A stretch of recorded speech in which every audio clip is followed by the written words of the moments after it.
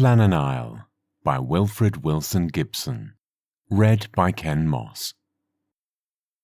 Though 3 men dwell on Flannan Isle to keep the lamp alight, as we steered under the lee we caught no glimmer through the night.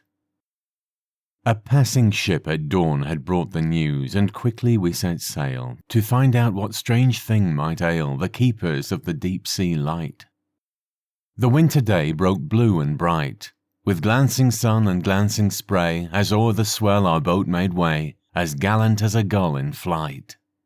But as we neared the lonely isle, as we looked up at the naked height and saw the lighthouse towering white, with blinded lantern that all night had never shot a spark of comfort through the dark, so ghostly in the cold sunlight it seemed that we were struck the while with wonder all too dread for words.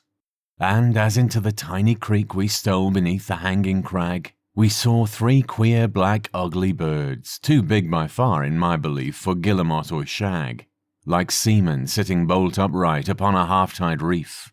But as we neared they plunged from sight, without a sound or spurt of white. And still too mazed to speak, we landed and made fast the boat, and we climbed the track in single file, each wishing he was safe afloat, on any sea however far, so be it far from Flannan Isle. And still we seemed to climb and climb as though we'd lost all count of time, and so must climb for evermore. Yet all too soon we reached the door, the black sun-blistered lighthouse door that gaped for us ajar. As on the threshold for a spell we paused, we seemed to breathe the smell of lime-wash and of tar, familiar as our daily breath, as though 'twere some strange scent of death. And so, yet wandering side by side, we stood a moment, still tongue-tied, and each with black foreboding eyed the door ere we should fling it wide, to leave the sunlight for the gloom, till plucking courage up at last, hard on each other's heels we passed into the living room.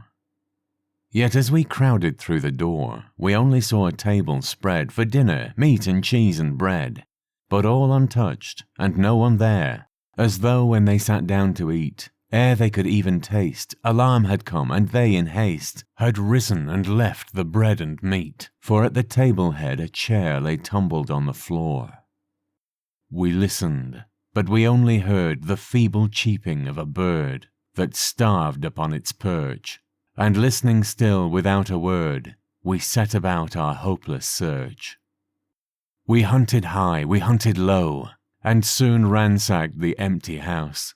Then o'er the island to and fro we ranged to listen and to look, in every cranny, cleft or nook that might have hid a bird or mouse.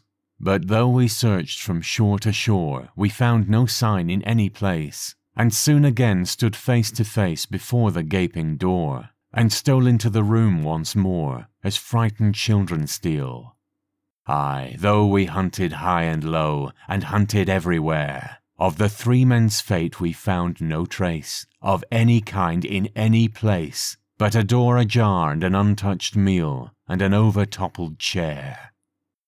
And as we listened in the gloom of that forsaken living room, a chill clutch on our breath, we thought how ill chance came to all who kept the Flannan light, and how the rock had been the death of many a likely lad, how 6 had come to a sudden end, and 3 had gone stark mad, and one whom we'd all known as friend had leapt from the lantern one still night, and fallen dead by the lighthouse wall.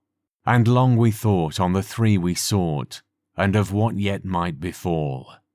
Like curs a glance has brought to heel, we listened, flinching there, and looked on the untouched meal and the over-toppled chair. We seemed to stand for an endless while, though still no word was said.